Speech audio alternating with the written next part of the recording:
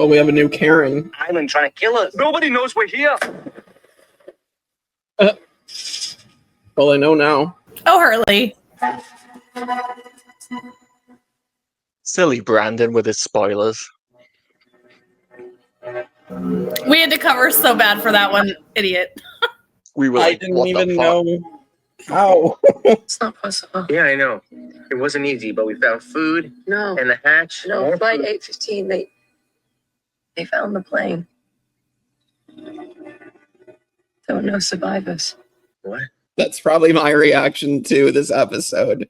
Hey everybody, welcome back to the Tribe of Nerds. Michael, Kevin, Kristen, and I are back for Lost Season 3, Episode 18, D.O.C, Date of Conception. And this is also the date that I was shocked that Mikhail is still alive, even though it basically almost got spoiled for me by Brandon. Thank you, Brandon. But I think that just confused me more. It's fine. Brandon was just confused. He was at an amusement park.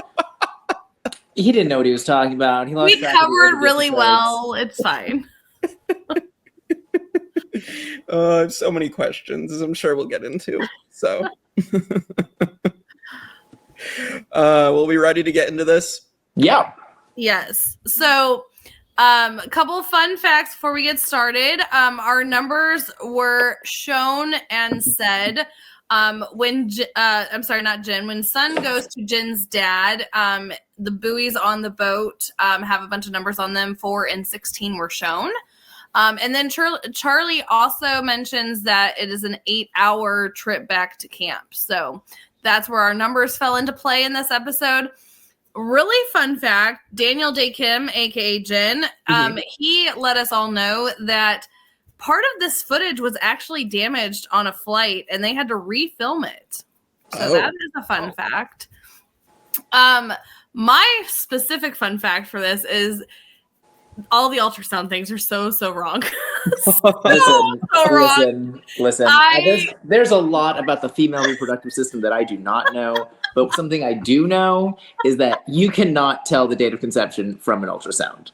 Well, yes, somewhat you can. Yes, I mean, you can do estimate. Measurements. You can take measurements and you can estimment, but like when she says 53 days, like you could not tell it was 53 days ago. You could not. You cannot. Also, when she's like, "Can you lift up your shirt?" and she places the little Doppler on there, she needs to be like several inches lower, especially Also that early in pregnancy. Also that. It's not on your stomach, you guys. Okay, it's not on your stomach. It's very low, like almost to like your pubic bone. All the things, especially that.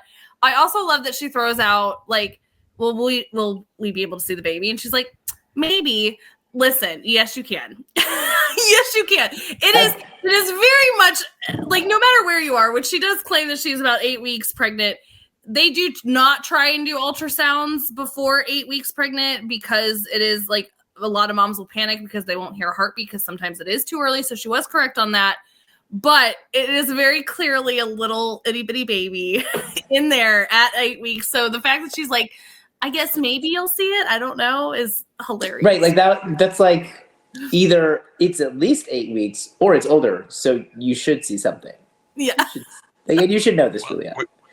We've already learned that the island does weird things, so maybe the reason the babies keep dying is because on the island babies grow in the stomach now, so that's why that's happening. Maybe. She's in the right area, and there's just no way to get the thing out. I think this was just written by men for men, and so it's just inaccurate. Or that. Could be that one. It's definitely that one. It's definitely that one. No, I mean it just makes me laugh. And then like when we're actually at the ultrasound, I made a little side note that this is the worst ultrasound ever. She's like, "Do you see it?" She's like, "Yeah, I totally see it." There's nothing to see. There's literally nothing on the screen. It's so bad. That's not.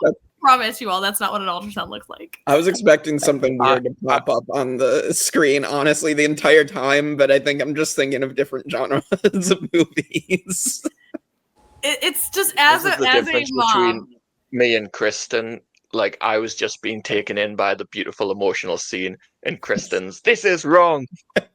I was also taken in by the beautiful emotional scene. I am if my cold dead heart was able to produce tears, they would be making them. But in the back of my head, I'm like, that's not how any of this works.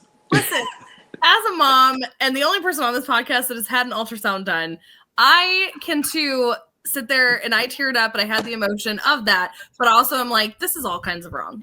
Ultrasound of a uterus, because of a baby. We could have had ultrasounds for other things, but I meant of a baby. I didn't.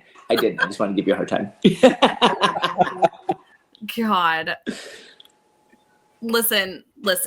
I will stop on the ultrasound. We can move on, but it bugs me so bad every time I watch this episode. It's just so. There's a lot more to discuss than ultrasound. There's a lot. There's a lot. Well, let's get into it, shall we? So we start off this episode by Sun in her garden. Jack approaches, and Jack has lots of questions about her pregnancy. I mean, to anybody that like Sun, she does question this. She's like, "Why are you asking me all this stuff?" And he's like, "Just been away. Just wanted to, check in." Little does Sun know at this point that Juliet, they know about all the pregnant women and the issues, and she was the fertility doctor and all these things. So like Sun just is kind of like, yeah, we're all good. Okay, thanks. Have a great trip. See you later. Bye. I also wanted to bring up that when the rustling in the bushes starts, you have Sun looking all around just because she knows what happened where before. So like, I love that they kept that detail in as well. Yeah. Oh no, not this shit again. This has happened too many times. Well, and she knows the truth too. She's like, I know it's you guys. No. A thing too that I noticed that you guys can call me crazy for is that I usually remember Jack is wearing like that purple shirt or like a gray shirt or blue shirt, and like since he's come back, he's been in red. And in the back of my head, I'm like, were the producers just like trying to like subtly like notice a difference in him so that we question him more? That's like a thing that I noticed this time of like, were they trying to make us just like see him a little bit differently and like question if we still trust him? Right. I don't think that's crazy at all. Yeah, I think that's probably exactly what they were doing, because like all of these characters, they have their specific looks, and it is a very different look. When Sun is in green later, I'm like, why did you take Kate's shirt? Like, why would you do that? Oh my gosh. Well, as we have Sun say all good in the hood over here, thanks Jack for checking in, we get our first flashback, which is obviously her and Jin newly married. This is so cute, of the whole like Mr. Kwan, Mrs. Kwan. This is straight up newlywed action, because after like about a week that goes away. Like that's just no more. You're like, what up? Like, how can I help you? But they are being very cute. She's like all like, love you, I miss you. He's talking about like, hey, I'm here at the apartment. I set up the bed. And she's like, of course you did. Like, I'll be there later. I got the important things sorted out. I love that she's like, oh, really? And he's like, okay, with that, I got to go back to work though. Like he's like, I set up the bed, don't rush home. Kind of situation. But she is sitting on a bench, and this lady starts pulling out the newspaper. She's like, is this you? Like, oh, look at how beautiful your wedding is. It's featured in the newspaper. Very powerful family here. And Sun starts to question, like, okay, where's this lady going with this? And now we get to find out very quickly that we have a new Karen to hate. It's great. Because she instantly starts blackmailing Sun. He says, what about his family and his parents? And Sun's like, well, they're dead. And she's like, no, they're not. What about his mom? Could be a prostitute. I doubt your daddy would love to hear that. And Sun's like, this bitch. Like, okay. Can we call her Karen Kwan? Karen Kwan. Okay. Throw it out there. Hashtag Karen Kwan. Yeah. But yeah, so she does blackmail Sun. She says, you're going to bring me this large amount of money that we've all made fun of already because of her saying this large amount that we see in subtitles. That is not the actual amount that it could possibly be. But again, Lost tries very hard. They try very hard. Like I said in the break, I think that it was just, like they probably said a number in Korean that was an actual like large sum of money, and the comparable large sum of money in English, in US dollars, is $100,000, right? Like, well, I assume she did not ask for 100,000 Korean won or whatever they have there. Well, I can confirm. Go ahead, Michael. Do you actually know this? Well, I looked it up, and if it was the other way around, they would have been extorting her for $69, which wouldn't have been really worthy of going to her son's dad about. I don't know. was just They're surprised from a when poor fisherman village, so maybe $69 is a lot for them. Well, I was just surprised when you guys had the same subtitles, because I just thought it was a Disney Plus issue, because I've never noticed that before, and it stood out as so weird to me that it said $100,000, because everything else is a translation, like, and they put an American number in there. Just tell us what it is in one. right. Well, I mean, from my research of this, the highest bill that the wand did have at this time was $10. So, like, that would be a lot of $10 one to get to our 100,000. So it just is kind of funny to me. Yeah, they definitely. This was just a whole like throw out a number and hope nobody notices. Yeah, it was just a big number. Big number. But we get back to the island and we are with our camping group, which from last episode they have found this woman that Desmond thought was Penny and is not Penny. But I mean, we've got pictures. She did say his name. Like, what is this? And they kind of are all arguing about this. And they're like, well, who is she? And Desmond's like, I don't know. Never seen this one before in my life. And they're like, she has a picture of you. She said your name. Desmond, help us out. He's like, got no idea. So they're kind of bickering back and forth. And she starts speaking in a lot of different languages here. And finally they realize, because of Hurley, she does speak Spanish. She says, I'm dying. And they, lo and behold, find that she has hit a branch on her way down when she jumped out of the helicopter, and it is protruding out of her side. Ouch. Big ouch. Owie. With that, this First thing we know about this character is that she's really good on Duolingo. She's like, she's got all the languages. What I'm most confused about is why she didn't try English. To me, that's the go-to first universal language to try. Right. Like, I hate to be American-centric, but, like, you got all these languages in there. You could have tried English in there somewhere. I always view it as that she was like somewhat delirious, and it's kind of like, you know, like when people like they just start like speaking and it just kind of comes out. Listen, sometimes if you speak multiple languages, like in a moment of stress, you'll slip into like your first language. Right. This makes sense. It makes sense that she didn't immediately speak English because maybe she speaks another language first. But she went through like Spanish, Italian, French, Chinese. Like she went through all these like, damn. Just try English. Just try it. See what happens. See what happens. But with that, hear her normal accent later. She's literally English. Right. She's got a British accent. Yeah. We do have that, like, amongst all of this, we have kind of this chaos unfolding with them because Desmond's like, I need to figure out why she knows me, why she has a picture of me and Penny. Like, he's like, I'm running back to camp. This is where Charlie's like, it's 8 hours away, bro. Like, no. And he's like, we have to do something. No one knows we're out here. Guess what? Hurley fixed that problem. It's all good. He sets off the flare. Fantastic, Hurley. Thank you. Thank you. I mean, they all know now. Someone did come and they did help. They did. I love that it's straight up Hurley to set off a flare and then be like, oops. so Hurley. He's like, oopsie, my bad. Didn't mean to. I mean, yeah, it did work out. Like, she would have 100% died. There's no way Desmond's making a 16-hour round trip with Jack. No. And getting back before her lungs fill up or whatever was happening. Yeah, definitely not. Yeah, probably not. With that, though, we do get our second flashback. And I found it very interesting with this one that we get 2 flashbacks right off the bat. Almost like we don't get very much on island, and then all of a sudden we get this massive on island stuff, and then we come back to it was like kind of a weird, like it wasn't very, you know, like we've seen it before where they're kind of paced together. We got 2 right off the bat, then we like aren't there for a while, and then we get a couple more at the end. It's just didn't seem very, you know, how they've normally been. But we do have them unpacking. We see that Sun is looking at her photos. We know that she has just been approached by this lady, and Jin comes in and he's like, what are you doing? Oh, we're unpacking. Oh, what a great picture. She's like, about those. Why don't you have pictures?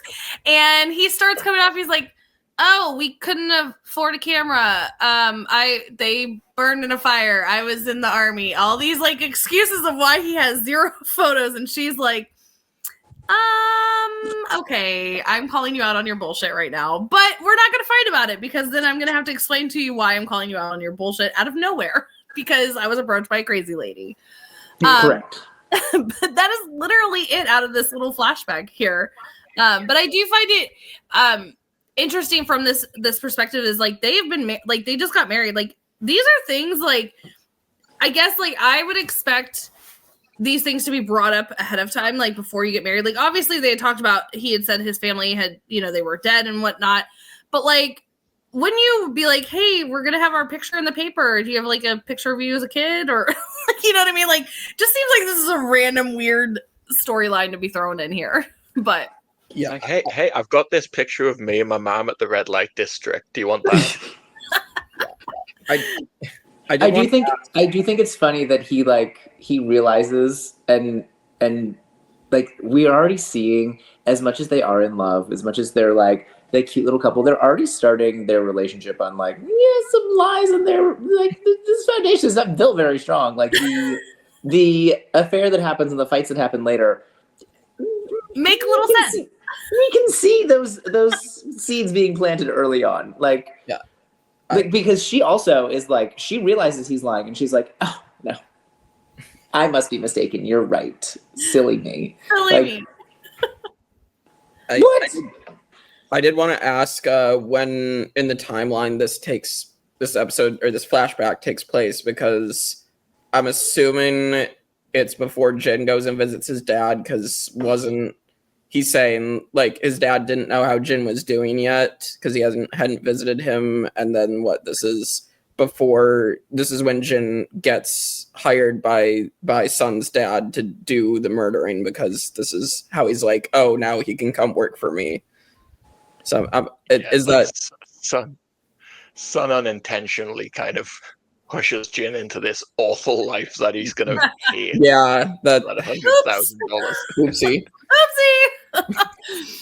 Yeah, no, because I mean, I think we're led to believe that his visit with his dad is like right before, like, because they talk about it. He's like, I have to go, like, deliver these watches. You know what I mean? So it's like kind of that was like literally right before they got on this flight. Yeah.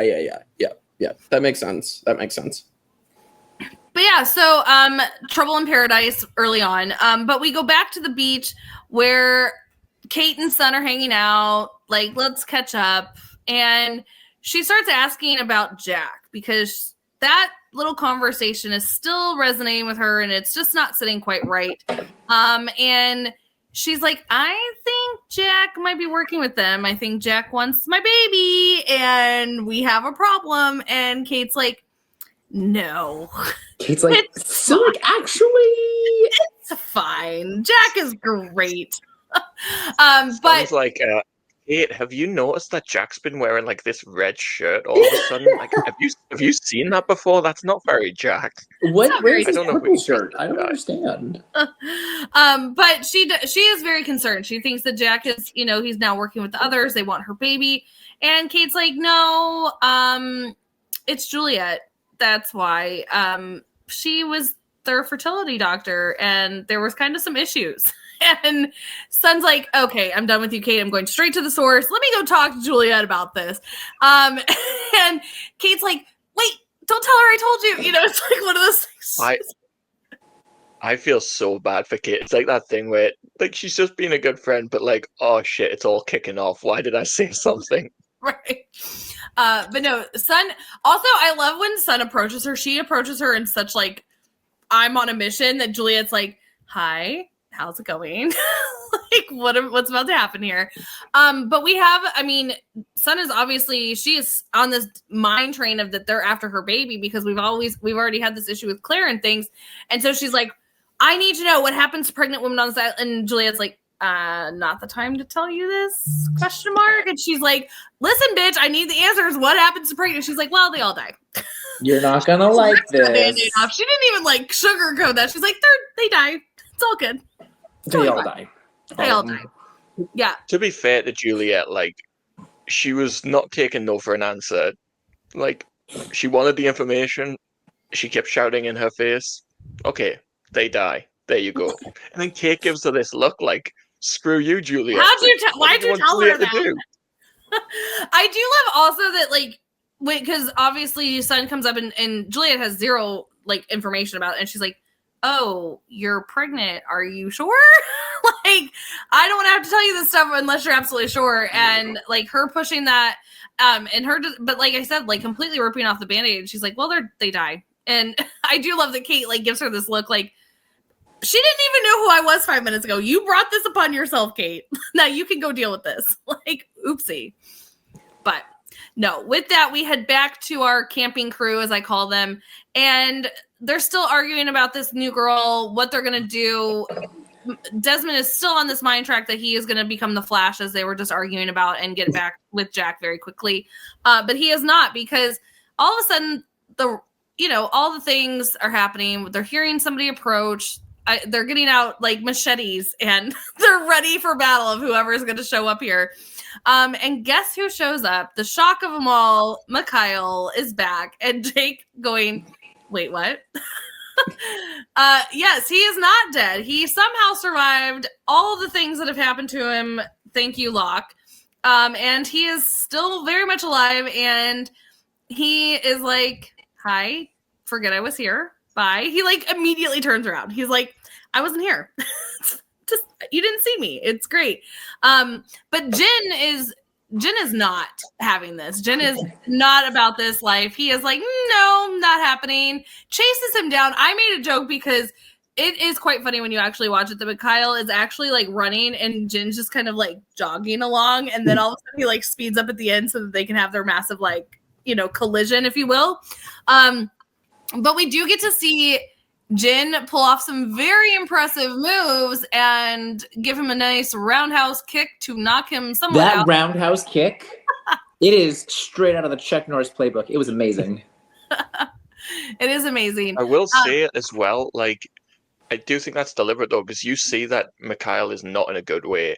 He's still got blood coming out of his ears. He's, like, holding his, like, ribs, his chest when he's running. Like, he might be alive, but what happened at the fence has kind of messed him up a bit. So I think he's trying to run away as quick as he can, but he's not in the best position.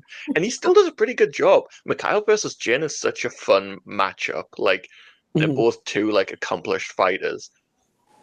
Yeah. No, I mean, I just have to prove, point out there that Jin is, like, a total badass, though, because he makes it look so effortless. Yeah. Yeah, but Mikhail is like the last person I expected to emerge from the jungle. Again, he saw the flare. Yeah, his eardrums exploded. He was lying on the ground. Clearly, John Locke didn't do a good job of making sure he was dead, because it's Locke. Maybe I wasn't trying to kill him. Maybe John Locke saved him because John Locke's with the others now. Yeah, true. John Locke's a traitor. I'm just talking shit. I'm joining Kevin in talking shit about John Locke. Listen, I was gonna totally stand up. Good guys. I was gonna stand up for Michael, and I can't because of his stupid little hashtag. So yeah, Locke is a complete idiot and a moron, and he should I hope to never see him on my screen again. With that, hey, welcome to the club, Kristen. It's so good to have you. I've been on the club, but I'm not irrational like you most of the time. So if you don't want to see the most interesting character on the show again, I guess we'll just have a miserable time without him. Listen. I was never going to even bring it up, but Michael chose violence today, and I'm the one to end the war. It's fine. But with that, Mikhail has agreed to help, but you are going to let me go as if you've never seen me. We're going to pretend that we're going to rewind. None of this ever happened, but I will help you. And Charlie and them are absolutely not. And Desmond's okay, deal. Desmond, one try. Desmond's having none of the negotiation. He's that's what you want. That's what I'm going to give you. Right. Never, can't come back with maybe an alternate no. He's just okay. But we do get our next flashback here, where Sun visits Jin's dad. Oh my gosh. This moment is so just heartwarming. Thank God we have a parent that's not an absolute horrible person. It is the one parent who's not a monster. And even when you tell him things that would justifiably elicit an angry response, he's still nice and sweet and kind. And I just love him. Yeah, I mean, go ahead, Michael. He's just got like the sweetest smiling face. Like I don't think I've ever seen a more warm smile on anyone. He's just the happiest chappy. He's just like The this big happiest Cheshire chappy. cat grin. The happiest chappy he is. Like, yeah, even when he's just so sweet. You know what I want? I want Jin's dad to come to America and marry Hurley's mom. Oh, that'd be a Well, fun pairing. He's But having then- more fun with the other things she has needs. But then Cheech Marin will like be cut out of the picture. What then? He abandoned him. Like Cheech Marin, he's got no rights. Listen, where's Jesus? I need to cover his little ears. we need all these parents in the next Brant Steele. A couple things to note from this this interaction here. Like he knows exactly who she is. He's like very welcoming, like Michael said. He comes in, and there's a couple things that are not like noted, but I think are noteworthy. Is all these family pictures that she wanted to have are displayed. Like you see Jin in his army outfit behind him. We see a karate like trophy, which is like obviously like where he's getting his background for these roundhouse kicks. This is Jin's whole backstory right here, that all she's ever wanted. And like he's just like, well, why, like, what did he tell you about me? And like this part is so sad because his face changes and then he's like, it's okay. She's like, he told me you were dead, and like his face is like, oh. You see his heartbreak a little bit, but then he's like, that's okay. And I'm like, That's not okay. okay. It's not Right. okay. I know. It's so like, oh my gosh. And he's just like, I don't want him to feel ashamed. Like you can never, and like these things where he immediately goes to protect Jin, like do not ever tell him about his mom. Also, can we take the moment of this man being even better because he's like, I wasn't even sure if the baby was mine, and was like, I'm raising the baby. Like, Yeah. God, I love him. Like, he's Yeah. the Yeah. best thing ever. Yeah, Mr. Kwan, it definitely should get MVP. Papa Kwan. Yeah. Yeah. It turned out that Jin's mom was the Korean Bonnie Blue. Oh my God. Listen, I'm not Is that it? gonna judge Jin's mom for liking men. That's fine. I understand that. I will judge her for leaving her baby. Bad move. But like, listen, some of us just like men, and that's okay. She likes men a lot. Some of us do, and that's okay. I don't kink shame. But yeah, no, this whole moment is just very heartwarming, and again solidifies how amazing Jin's dad is. Thank God for a break in the horrible parents, because we're gonna get one later. So I appreciate that they at some point they realize, like, hey, wait a minute, we're making all of their parents terrible. We should make at least one of them good. Yeah. one of them. But it was a nice moment to have, because here very shortly we're going to get one that's not so great. But going back to the beach, we get Juliet. Juliet, this is not the way to people's hearts, but okay, more power to you. She comes to Sun's tent in the dead of night, covering her mouth, like, don't scream. This to me is such like a leftover other tactic, right? Yeah. Like she's been trained by the others to be like, to do stuff like this. This is how you get their attention. This like sweet Juliet, who was like shocked and sad when her abusive ex-husband got hit by a bus. Like, that Juliet would never do this. But like Juliet, who's been on this island with the others for a couple years, this is how she gets your attention. Yeah, I just This was like a very deliberate choice, because it's pretty much like shot exactly the same as when Ethan grabbed Claire over the mouth and he was doing the injection. So it's like another grabbing a pregnant lady. It's pretty much identical. So yeah, definitely deliberate. I really like that. Yeah, the parallel is great. But yeah, no, I mean, but this is not the way to Sun's heart here, Juliet, because she's already like irritated with you. But Juliet does bring up to her, she's like, if you want me to help your baby, you'll come with me right now. Let's not ask questions, and we're not going to get anybody else. And it's a big old secret. And Sun's like, I'm good. Like, you already said pregnant women die. So like, what's the point of going? She's like, but there might be a way out of this. Like, I love how she leaves it completely. Like, she doesn't tell her anything about what they're about to do. Like, she couldn't just tell her this beforehand. She tells her later as they're in the jungle, but she's like, there might be hope for you yet. Here's my hand. Let me help you up. Maybe I can help you. Maybe? But Baby? Sun goes with her, but she's definitely not still trusting of her. Like, this is like, she's asking lots of questions and all of those things.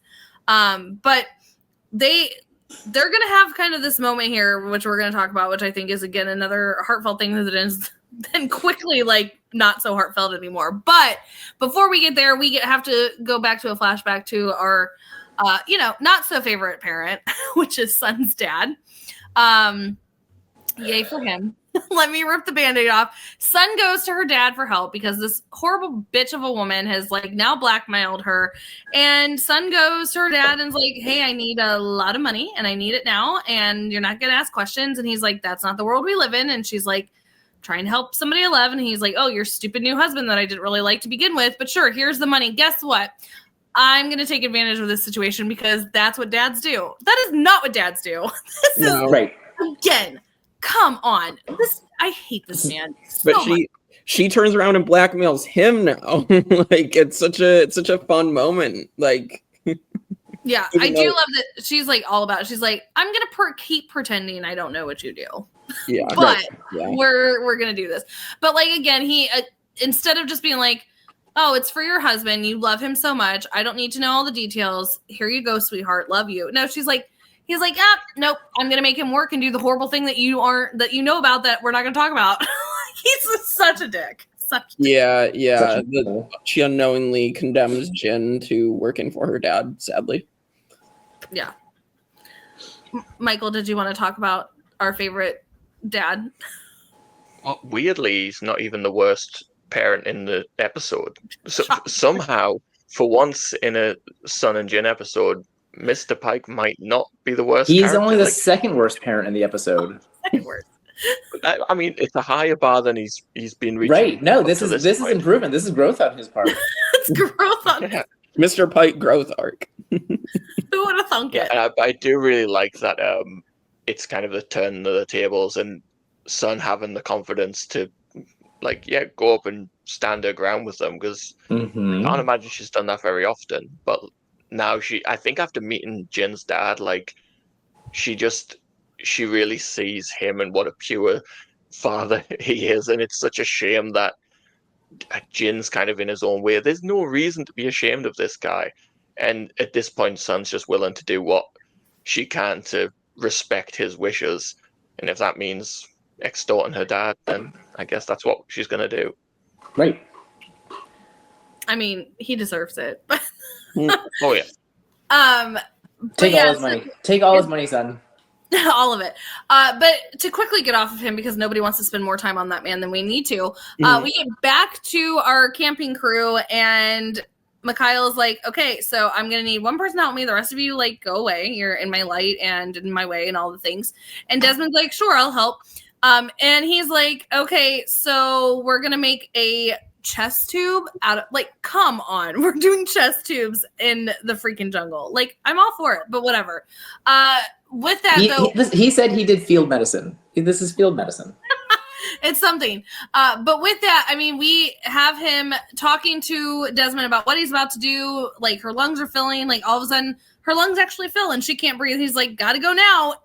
Shoves it in. Blood spurting. It's like a volcano of blood. It's insane. But, I mean, kudos to you for coming up with, to make this chest tube out of nothing. Because, we got to save the girl. But, yeah, she also now can breathe, and she starts saying stuff, and they're like, what'd she just say? And he's like, she said thank you. And all of us are like, don't believe that. Don't believe that's what she said. Did she? Where's my Google Translate app? Right. No. We need it now. We need it now.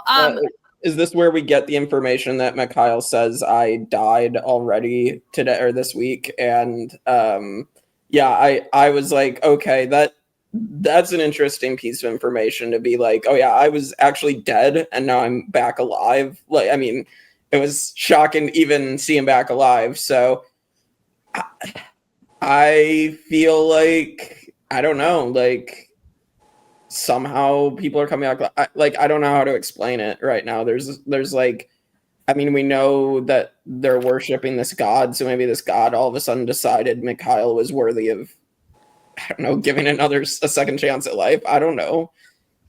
Yeah, I mean, we don't go ahead, Michael. We don't know like the extent of the powers of the island. Like we've seen it heal people from being in a wheelchair. Apparently, Jin's sperm is now like 1,000,000 times stronger than it's ever been. I'm surprised Sun didn't blast through the tent roof. But not only is Rose healed, but she knows she's healed. True. Yeah. I mean, we'll get to the reveal at the end of the episode. It's I guess technically they all might have been given another chance. So we'll get there, I'm sure. Yeah, I mean, either that or Mikhail's lying. Well, the reason why this conversation comes about is like he's like, chest tube I just did and I'm amazing at it. She'll be better in a day. And I love it. Charlie's like, you just did a makeshift chest tube in this girl that had a branch sticking out of her a day. And he's like, the island is different here. And like, then we have Juliet talking about the sperm count later and like all these things. And we've talked about John being able to walk now and Rose and all those things. So, and he does bring up like, well, as you already pointed out, I died once this week, so like there is something here. What is it? We don't know. So it's definitely something to talk about for sure. Kevin looked like he was going to say something before I continued. No, I was just also thinking about how like, if the island is just like making people better, I was trying to think of, does anybody on the island wear glasses? Sawyer wears them to read. And then Ben wears them. Where does the island draw the line? Like, it won't heal your eyesight. Like, it doesn't do like minor things. Right. So I'm just sitting here. I'm like, is Ben the only one who wears glasses? And does this go along with him getting spinal cancer? Mm-hmm. No, wait. Sawyer also wears glasses, but only to read. So does that not count? that was the internal conversation I was having with myself. Well, Mikhail still has an eye patch, so it didn't heal that eye. I mean, listen, maybe that eye is gone, and if the eye is gone, it's gone. You can't regrow eyes. Okay, it doesn't turn you into a lizard. Listen, I was gonna bring this up later, but since we're here, I loved it later on in this moment. Like, it's gonna happen later, but like, since we're talking about the eyes, when Charlie's like, "I'm gonna take your other eye." Anyway, but we also, while they're having this moment with this new girl, we've got Juliet and Sun arriving at this medical station. Also, I mean, she pointed out to her, like, why are we going here? Like, they said it was abandoned, and she's like, they didn't know where to look, which we're going to find out that they're going to find the secret room. But before we get to the secret room here, I mean, she asked her, why are you helping me? Like, why are you helping me? And this is so sad of her saying, I want to be able to give good news again. Like, I was used to tell women they're pregnant. It was like the happiest day of their life. And then I came here and like everybody, like that was like a death sentence. It's so sad. She's a fertility doctor. Like, she's telling people who are they're pregnant when like they didn't think they could get pregnant. Right. So like, this is like, she's used to like giving people the best news of their lives, and she's just watching them die one by one. And like, poor Juliet. I know we see at the end that Juliet, maybe we see something with Juliet and we're a little questioning of her, but like, just that idea that this poor woman is like just been totally beat down. Poor Juliet. Yeah, I know. It's that thing of like, the last thing we saw of Juliet before she goes to the island is her giving that news to her sister, and the reaction of Rachel when she finds that out. And then we haven't seen all of her time on the island, but she's had 3 years of, she said, 9 women had died. Like, that's gonna mess anyone up, especially like you say, she's been like, her life has been given good news, and now people are dropping dead left and right. Yeah, right. Yeah, no, definitely very sad. And I can't imagine like wanting to have that feeling again of being like, I want to give good news. So like, she's on this mission not just for Sun. She's like, I need this too. Like, I need this, which we're gonna find out later is not gonna happen. But I also, talking about the secret room here, I mean, we see the crib in here. We see like, this is obviously where they put all the errand stuff from Claire. And Sun's like, what is this? And she's like, no, don't worry about it. No big deal. She's don't ask questions. You don't want to. I don't want to tell you. I'm gonna ask the question. What is this? And she's like, well, this is where we brought all the women to die. Not great. We're not starting off great here. This is not a good feeling.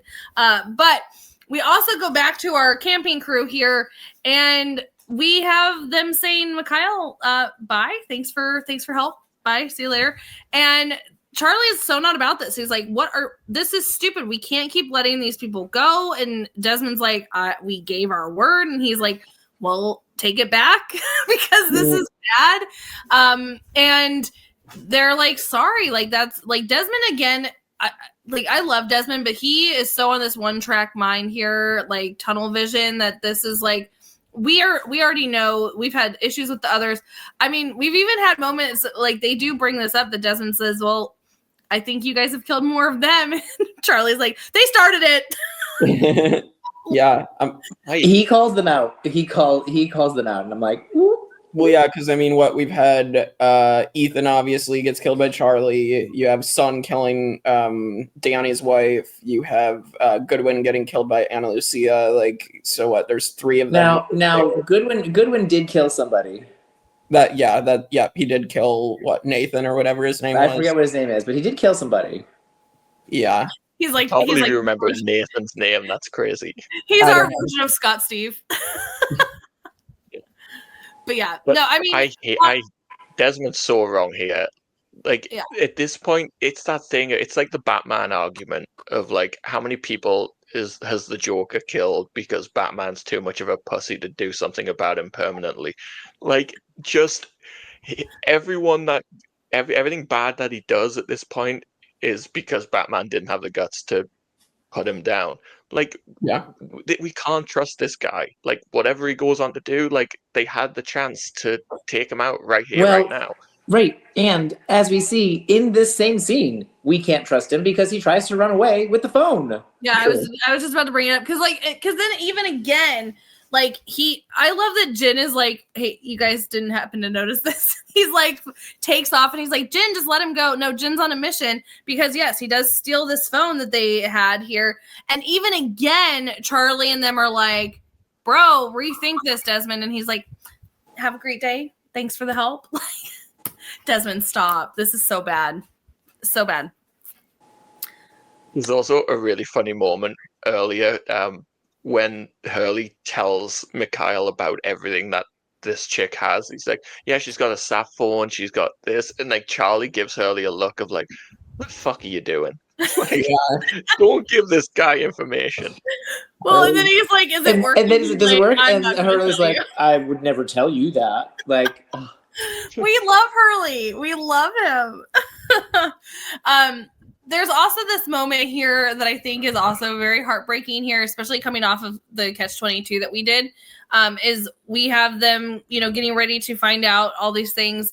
And she's like, I'm going to lose either way. Like either this fate, because she does come clean about this affair that she's had with Juliet, which I am surprised that she did bring this up to Juliet, but like, obviously we're about to find out. But, she like, we also see this moment with her when she is like talking about this affair where she's like, we weren't in a great place. Like it's so like she knows that this was like not great, but like they weren't great, but she feels so guilty. It like all these emotions are coming out, and this is just such a heart-wrenching part here. But her saying I lose either way, either the baby's this like a product of my affair or I'm gonna die, like dagger to the heart. Yeah. But it's so like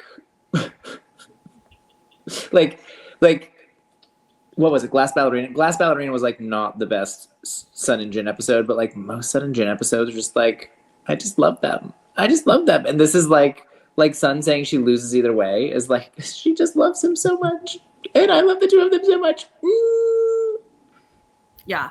I think the moment where she says, it breaks my heart the way she says it. It's like the way she delivers the line. It's just when she says, and I had this friend, and it's like, I'm not condoning cheating, but like the situation that Sun was in and like the connection that she had with this guy, and it's like, I had this friend, and it's just so tragic. Like she made a mistake, but we've discussed that Jin was a different person. He might have been pushed into that job my son ultimately, it turns out. And But her guilt about that, about like her being the one to like put that into motion. Yeah. But I also think too, like, I mean, because as we know that this is the same guy that they originally tried to hook her up with. Like, we have a lot of history with this guy. They originally were the matchmaker moment. That didn't work out because he had a girlfriend. But then she was like so in a horrible marriage with Jin that she's like planning on leaving him to go to America. So she goes to this friend who had the girlfriend in America to learn English. Then they're like, oh, well, you know, let's have a little flingy fling that turned into like a full blown affair that dad finds out. And listen, they're a hot guy and a hot girl meeting in a hotel room once a week. What's going to happen eventually? Yeah. I would use that hot guy term very loosely. Did you see his abs? Did you see his abs? Did you see his abs? I'll be nice. Oh my god. We'll move on. It's fine. he's no Jin. Thank you. Listen. I prefer Jin. However, I'm not kicking that man out of my hotel room. You wouldn't kick any man out of your hotel room. Unless it was John Locke. I was going to say false. I would kick out John Locke. That's the one. The one. The short Out list. of all the men out It's there. a short list, but there is a list.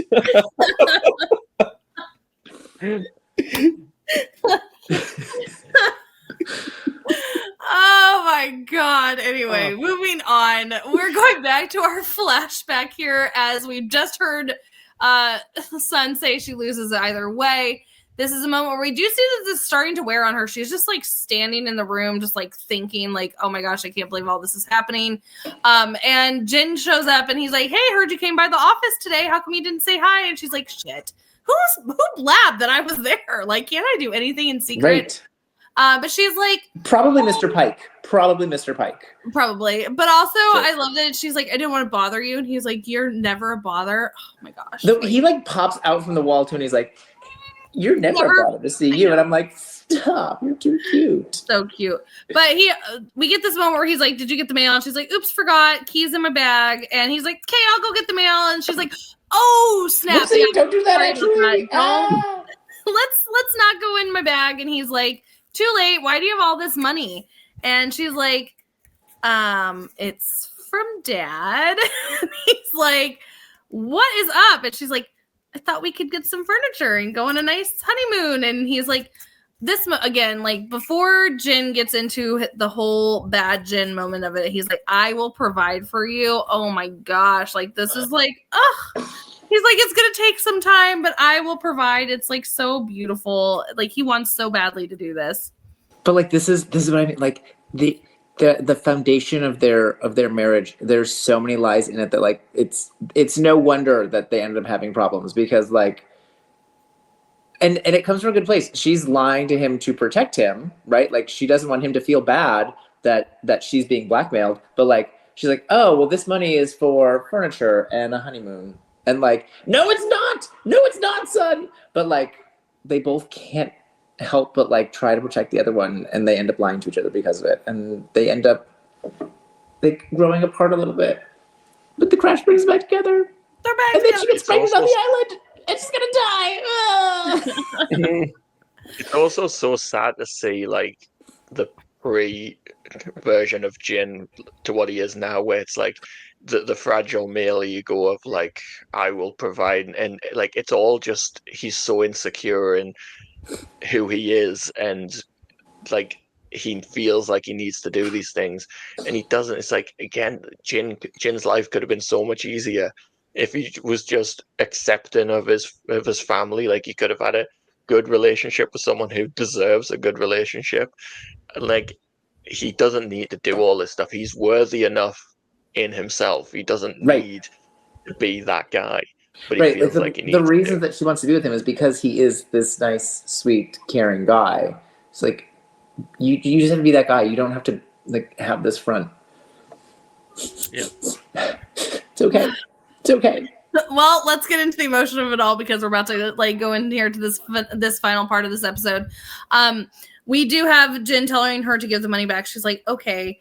But she does not. She goes and does something with that. But before we get to her pulling the greatest threat I've ever seen of a woman like that is pissed off.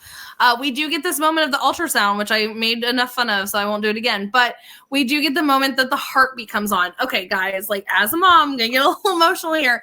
That moment where you first hear that heartbeat, because when you're just finding out you're pregnant, all the emotions come in, like, is the baby okay? Like all these things. I can't put into words the emotion that you're overcome with when you hear that very fast boom, boom, boom, boom, boom over a speaker. It's just one of the, like, it changes your life, and it's like literally the most beautiful thing. And for this to somewhat be tainted because she's waiting to find out, am I going to die? Am I going to be the like baby that's not Jin's? Like, she's so living in this moment, but also you know that she's got this like fear behind it. Is just so sad. Like, because that's the moment. This doesn't end well no matter what. Yeah, like, because that's the moment that the fear is supposed to go away. Like, oh, the baby's fine, heartbeat, we're good. Like, we're good. But the fact that she still has all this fear in her is just so sad. But again, I won't discuss it too much, but we get a whole like measurement of a very blurry and not really actual ultrasound. But she is now down to 53 days, which means she is conceived on the island. And she immediately starts crying. And why are we raising her hand? Okay, just to add to the I thought we were gonna skip past it. No, but like a little just because I'm a math person. It was 8 weeks ago. It was 56 days ago. So like, where did the other 3 days go, Juliet? You can just take 3. You just look at the ultrasound and know that it's like 3 less days. I will revert back to my standard argument of the island. I just want to point that out because maybe it's the island. I'm a math person, and 7 times 8 is 56, not 53.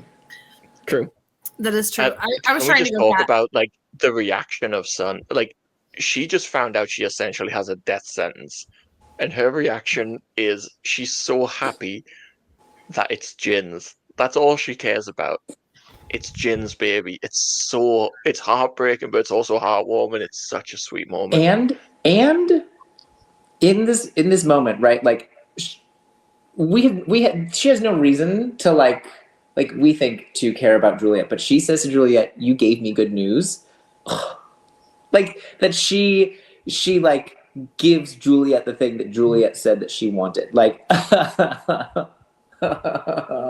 Son. Yeah, I think I mean, what happens here in this episode that I love, that because we're throwing this all together right now, but there was this gap of her going to actually deliver the money, which I think when it comes back to her with like telling her about the good news and things, because we get this flashback of her giving the money to this lady that she has now realized, you're his mom, you're the prostitute. I love that she figures that out.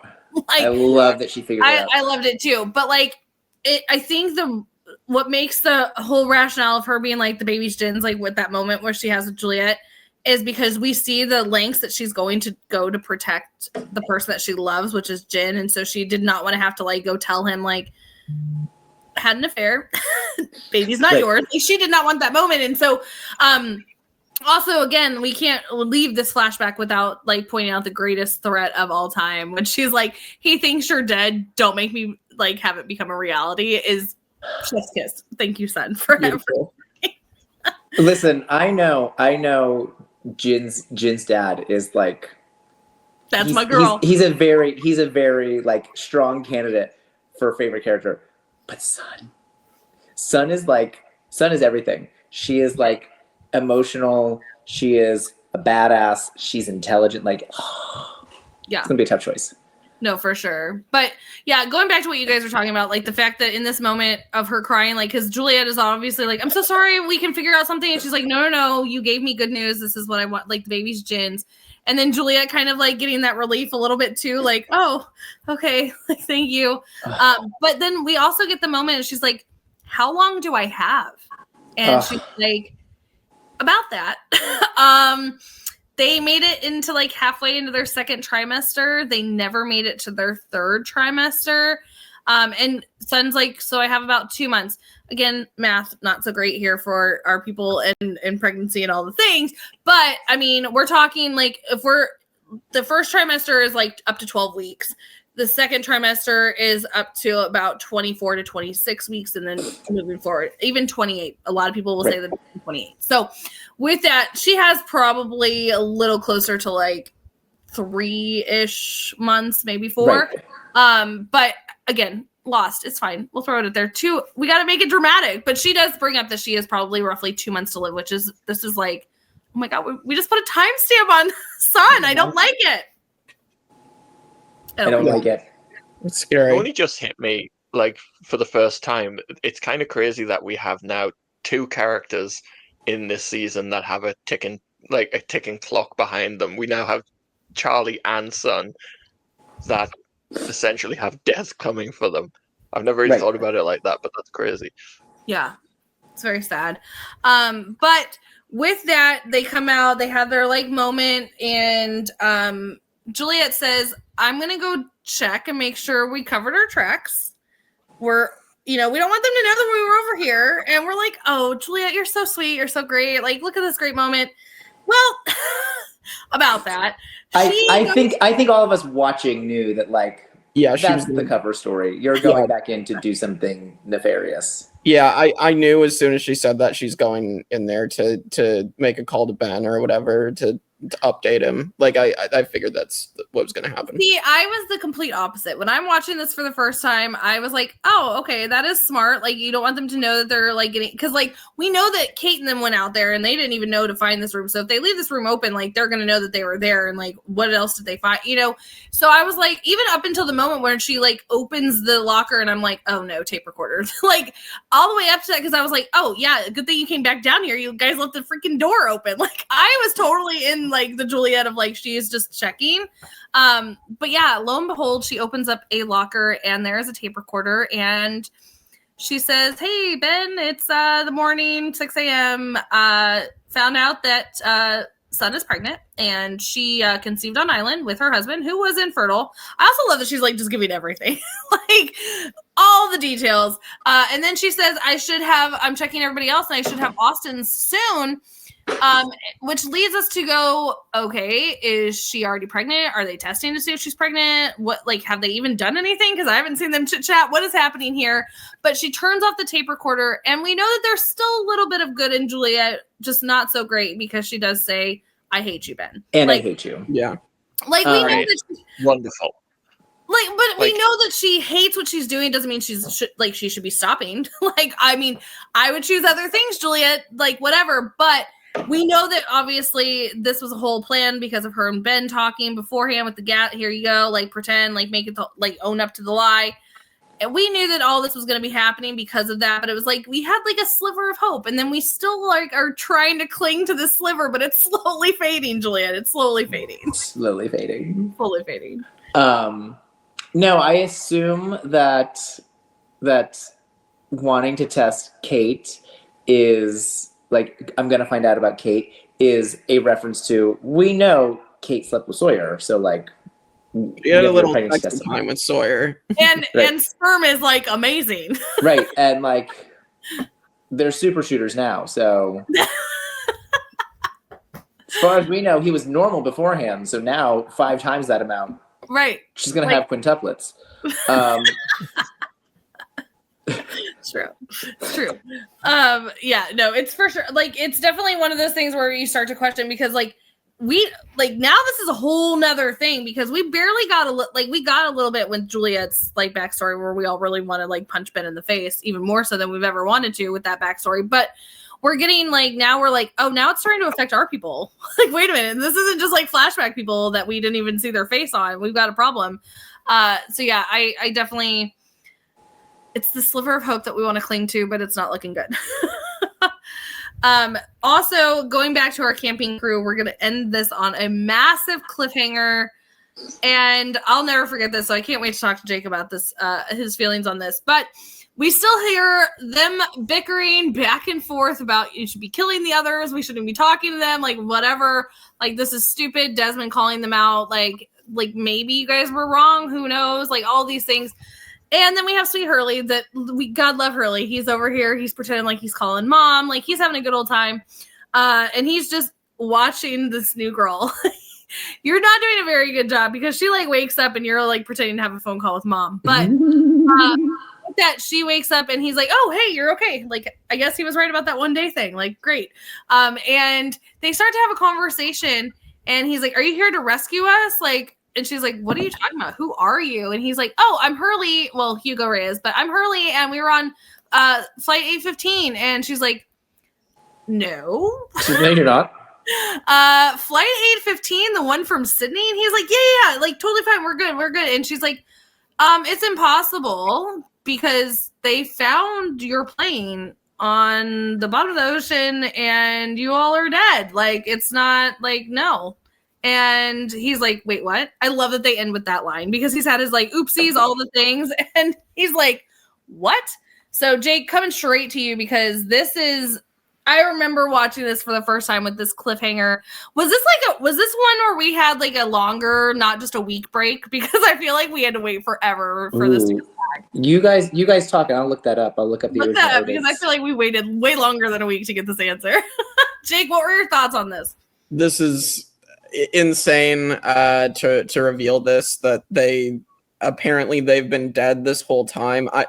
This is something I guess I would have expected to wait till like the last season to kind of reveal this, but the fact that we're getting this, I mean, this is the same episode we just had Mikhail reveal that he died already once this week, as we talked about. So I mean, like, I guess it makes sense to reveal it in the same episode, but yeah, I don't know. Again, I guess they got a second chance of life on whatever this island is. I don't know. Like, it's very odd. It's very strange.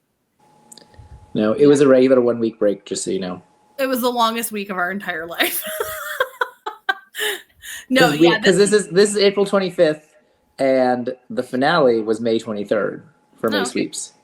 Yeah, this is just this. I remember like it was yesterday watching this for the very first time, being like, "What? What do you mean?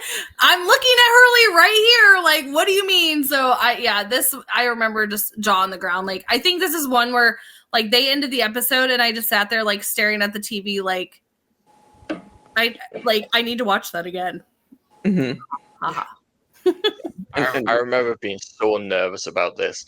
So like, I think we've discussed it before, but during when the show was going out, like one of the prevalent theories was like, maybe they're all dead. Maybe it's like some kind of purgatory. That's like the predominant theory that people had throughout the early run of the show. And as soon as that was brought up as like, maybe that's what it is, I was like, no, please. I don't want that. I want them to be living their little happy island life. I don't want that to be like a direction the show's going in now. And it's brought up like twice in this episode of like, is there something weird going on there? Could that be what it is? Yeah. It is interesting. I mean, there's a lot of different theories. And I mean, another thing I just thought of was that like, we know Desmond had the numbers, and like that him inputting the numbers is why their plane crashed. We found that out season 2. Yeah. So maybe Desmond had like a flash forward, and well, but I guess that was when the hatch imploded, right? So I don't really know. My thought would have been he saw that the plane like was supposed to crash earlier and made it crash. So that they would survive. I don't know. Welcome to Lost, where you just start throwing everything to the wind. I did not have an explanation as to why, but I was like, they're not dead. Yeah. Yes. I have no. Listen, you could show me their dead bodies. They're not dead. That's the boat. Kevin refuses.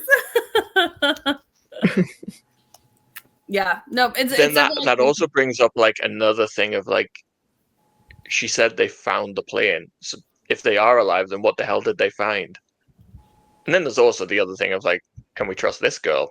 Like, is she telling the truth? Who knows? Well, you never know. She speaks in tongues. Sure. Can we trust her? Yeah. And she's random photos of Desmond and Penny. Yeah, and she knows who Desmond is, and we still don't even know her name. So new girl. I almost said it a few times. I completely forgot we didn't have the name, and then I was like, oh. Yeah. So But that is it. That is DOC, which was date of conception, which we already butchered that to the ground, so we won't discuss it more. So, least favorite and favorite character. Where are we going, Jake?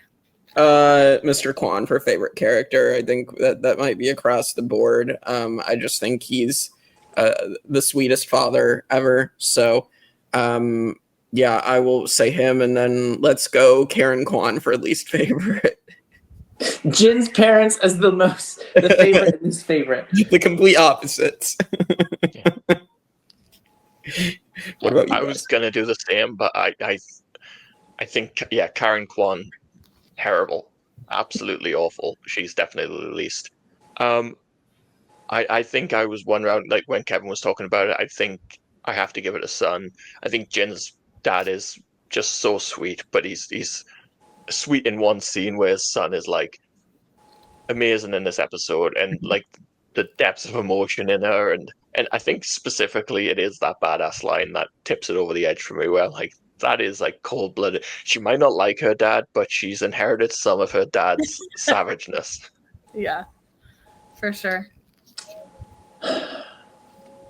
I think I love Jin's dad. I love him. He's such a sweet man. But like, son, like, if I'm thinking about like some of my favorite characters from the show, she's one of my favorite characters from the show. And like moments like episodes like this are why, right? Like she is both things. She is sweet and kind and thought like to say to Juliet, like, you gave me good news, even as she's herself crying and realizing she's been given a death sentence. Like, no, it's okay, Juliet. You gave me good news. To be like that kind and sweet, but also be such a badass, right? In the same episode, to be like, he thinks you're dead and don't make me make that a reality, right? Like, she's so good. But she's also flawed. Like, she makes mistakes. Like, she's not perfect. So, because she is all the things and so complicated, I'm going to say son. Least favorite, I mean, we've already said Jin's mom. So I'm just going to throw out there Jin's dad, or son's dad, because he's also an asshole. Like what he's about to do to Jin. Yeah. Terrible. And like the fact that he's gonna like put it back onto Sun as if it was her, like, nah, bro, you are one of the richest, most powerful men in the country. Like, your daughter needs this money. You can give her this money. You don't need to ruin her husband's life and ruin her life to do it. You can just give it to her, dick. So to round it out, because two of you have already picked son, I'm gonna give it to Mr. Kwan because love him. Like, we have to make it even. We have definitely right. Even. If you would have, like, either way, I was gonna make this even. With that, I'm sorry, we've already made Mr. Pike our least favorite character so many times, and I can't let this go with this horrible bitch of a woman. Like, how dare you? So it's got to be. I can't even call her Karen Kwan because she doesn't even deserve that name. So I'm not even going to give her that. She doesn't even deserve a name. Right, just bitch. Bridge bitch. That's her name. That's her new name. All right. Well, let's pull up the episode rankings. All right. Should we start with it? I don't know if this is gonna make a top 20, but maybe if I like see where I put it in season 3. Yeah, I'm gonna let you guys talk it through and then see where I end up. Well, excuse you, rude. I'm with Kevin. Can we see season 3 before we go to top 20? Oh yeah, we can do that. Yeah.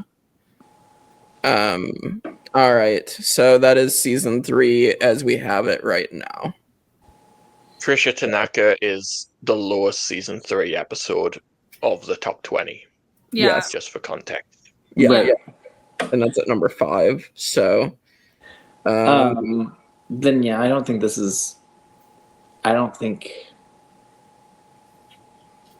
yeah, it's definitely not back in the top 20, I don't think. For me, it's the cliffhangers, right? It's the Juliet with the recorder, and it's the cliffhanger of "You're All Dead" that really make this episode. Like, we have some great emotion and things like that, but it's kind of like I don't know. For me, it's not as strong as Trisha Tanaka. No. Like, because you'd have to put it like even close to not in Portland. Like, I just feel like it doesn't even come close to not in Portland. Right. Like, I feel like we can't put it there just because of two things at the end, you know? Right, I agree. We've kind of taken out some with like some good cliffhangers so far, just because the rest of the episode wasn't up to par. So I think I could make an argument for maybe slightly better than Trisha Tanaka, but like it's not. Like I think Trisha Tanaka is a fun episode. I think there's a lot in this episode, but it's not something I'm super passionate about. I'm happy for it. I'd say it should go like just below Trisha Tanaka, if anything. I think it's better than Every Man for Himself. Which one is Every Man for Himself? Every Man for Himself is. I'll tell you what, you say this every week. It's So Sawyer. tell you what. Okay. The Sawyer one where he's in jail? Yes. Yeah. Why do I always think that's a different title? That's why I never remember it. I could see that. I could see. I would say maybe just under Every Man for Himself. Actually, That's kind of where I was feeling it. I would say I like this better than Every Man for Himself. However, I don't like it better than Left Behind, which is the conundrum that Michael is often in. So yeah, I would probably therefore say between Left Behind and I Do. See, that's where my original thought process was gonna go to, but like I think it definitely needs to be under Every Man for Themselves. I also agree with you that it should be under Left Behind, but I know that not like that wasn't also everybody's favorite here too. So like I'm happy to just put it where we need to, but that's where I was thinking to put it too. I also partially think A Tale of Two Cities, the opening of the season, like how did that end up so low? Because again, it's just one moment. But yeah, I would say above I Do, but above Left Behind is also fine. So we have what, like a couple of 6s or 1 6, a couple of 7s, I think somewhere in there. An So You be the deciding vote, Jake. Yeah, Where that do makes you it think? Yeah, do you want it? Do you want it 6, above 2 7s, and an 8? Yeah, do you want it that's above 7. Left Behind or below Left Behind is the issue, or and above Every Man for Themselves? I think it should be below Every Man for Himself and above Left Behind. That's where Okay. I would have it. So I'll put that there. All right. D-O-C. All right. So that is where we have everything, and it did not crack the top 20, obviously. So that is it for D.O.C. This was some really interesting stuff to talk about, and I'm excited to see kind of where the stuff we've seen in season 3 will lead, especially like if they're all dead, like why we've been following them if they're dead, supposedly. So Why are we following them if they're dead? yeah, I know, like Well, yeah. If this is all a dream, did they learn nothing from Dallas from the 80s? listen, I'm just excited to say I see dead people. Listen, I know I just aged myself. It's fine. Oh. Solid reference. Jake No, has I zero idea. understood it because I'm older than you, but Jake. I know sweet it baby went Jake. right over his head. It's okay. Oh, Jake. I know it's so. He sad. was too young to be watching scary movies at that point in his life. It's fine. Sadly. All right. Well, I'll let you get to the spoiler section. And with that, we will see you all next time for more Lost on the Tribe of Nerds. Thank you for no John Locke.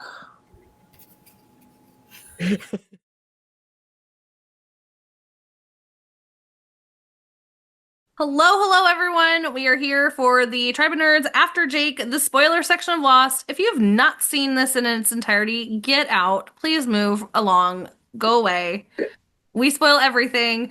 Also, take the time to not be dicks and don't spoil things in the comments, but also comment what you want us to talk about without making it a spoiler. Yes. Ask us vague, cryptically worded questions, and we will answer them in this section. Exactly. In other words, don't be a Brandon. Oh my gosh.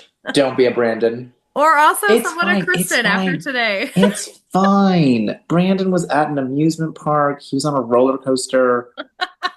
Mikhail Also, is I so love. dead. There's no way he's coming back. I know, but also I gave Brandon such crap, and then I went and spoiled something today, but that's okay. It I wasn't mean, that big of a listen, thing. the thing that you Mine was spoiled, way less than the thing that Mikhail you being spoiled, alive. right? Because you said the plane at the bottom of the ocean, and like, do we know that they found the plane that Widmore hid in the ocean that he like bought and staged? Do we know that they found that in the ocean? No, but they were flying over the ocean. Where else would you Right, find the plane? right. It's Mine fine. is not It's as fine. bad as the spoiler as Brandon saying Mikhail's still alive. So Right. No, yours is fine. Yours is spoilers with a lowercase s. Brandon is spoilers with a capital S. right, we still But, have yet like- hit a all caps spoiler. But Brandon's much easier to cover for. Right. If Jake picks up on it, like, what do you mean at the bottom of the ocean? Like, what do you mean at the bottom of the ocean? I feel like I don't they remember were that being said. They were What do you flying mean? over the ocean, Jake. Like, duh. But major spoiler here. That we have to discuss. Oh, what's that, Kristen? I need to know if you guys know what Naomi, because we can actually say her name here. We can say her name here. What she said that Mikhail said she said thank you for. I know that it was not thank you, but I don't know what it was. Do you We know have it? no idea. There's no way you've already told us. What is it? Definitely not. She says, I'm not alone. Which we know she is not. I hate you so much right now. She is not alone. There's a freighter full of people that will be joining her. A freighter here full of shortly. people. There's 4 more people who are going to join the cast. Some of them for a little bit longer than others. Correct. Lapidus. Lapidus. Lapidus, Miles, not Charlotte. Well, She is- Charlotte does come, but She is one not that's going to join around us for very long. She does not. She's gonna get a bad case of the nosebleeds.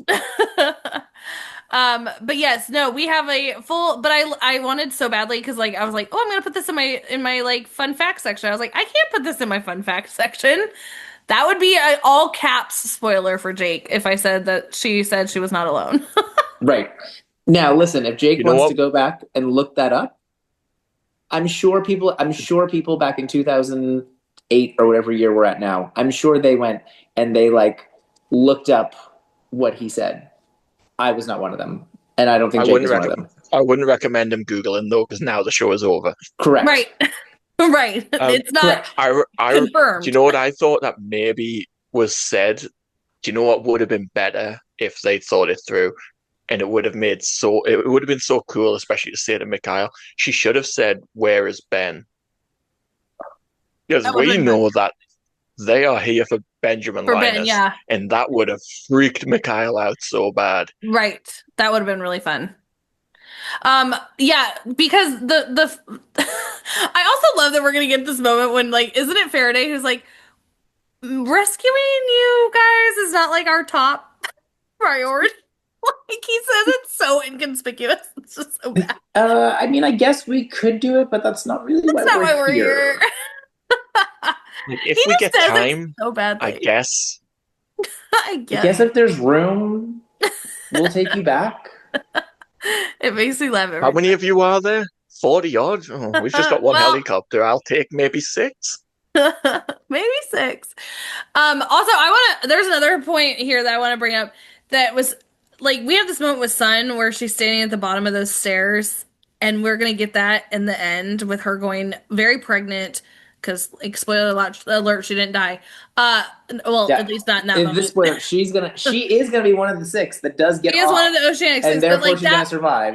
moment of her, like, I didn't even think about it until we watched this episode again, where it's like, oh my gosh, we've seen her at this, like, the stairs, and like, this was the start of her, like, coming for her dad, like, I know what you do, and I'm gonna pretend I don't. The next time she does that, like, big long walk up there, she's like, ha, guess what? I got your shit.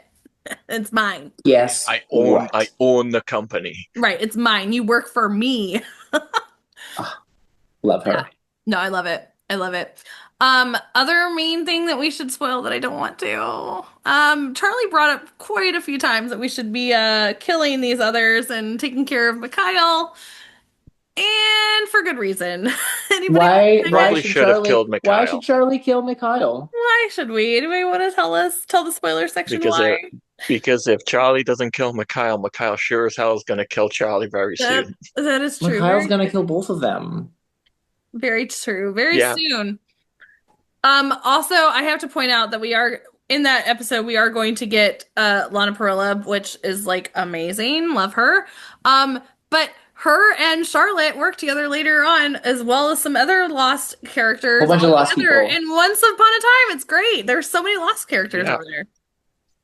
So Yeah, a lot of the Lost actors go there. yes, it's great. Even Hurley plays the giant. He does. Isn't Juliet Elsa? Yes. Well, no, she's not Elsa. She's the snow queen, the snow witch. Yeah. Also Claire's Belle. Yes. Yeah, there's a lot of Lost characters over there. Widmore is like Prince Charming's dad. It's like crazy. Like literally the entire cast of Lost is like, let's just go over to Once Upon a Time. It's fine. Now I want to watch that. But also another funny. It starts off good. It goes downhill. It goes to shit real quick. Yeah. But also, a lot of people they went over to Once Upon a Time. We gotta love Jin. He's like, I'm not leaving Hawaii. I'm just gonna sign on for Hawaii 5-0. Like, why move? It's great. Yeah. This place is amazing. I'm going to stay here forever. Stay here forever. If you can, why not? The other main thing that I'm so excited for, like, it's so funny because I was like, I envisioned this episode that I'm going to bring up happening way earlier, and I'm like, oh wait, do we have to like do all these other things first?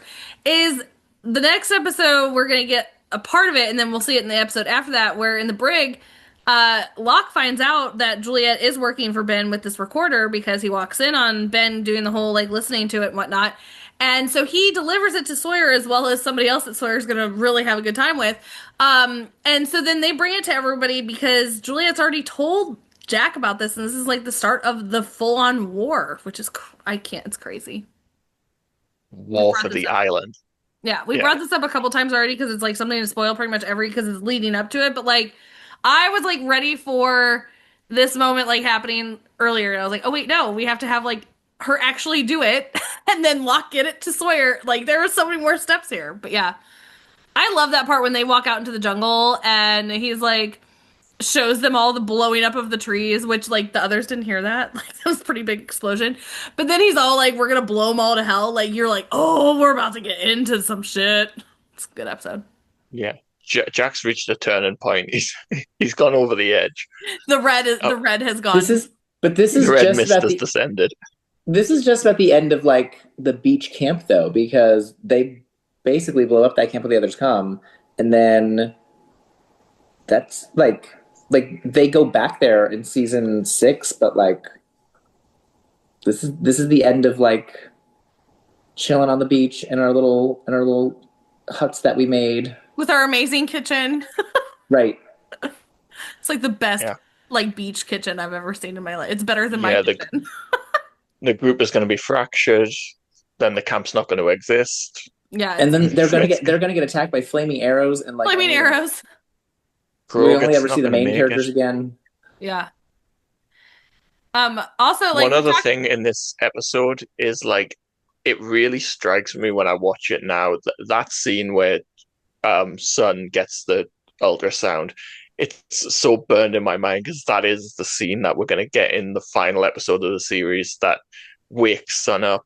Like the moment, it's shot so well the way they do it, where Juliet puts the thing on her in the flash sideways, and you get the flashback to when she does it on the island. It's like, so crazy. Yeah. I think I said I watched like a YouTube compilation of all of them like remembering, and yeah, that one is one of the ones that you're like yeah. I think that one probably is like I would say that one is probably one of my favorites of them like waking up out of it, but because I was so happy to see Charlie again because of like how devastated I was when he died, that like that moment was like tears like just flooding down. So yeah. And then obviously the Sidon's Shannon one as well. Absolutely not. Nobody cares about that one.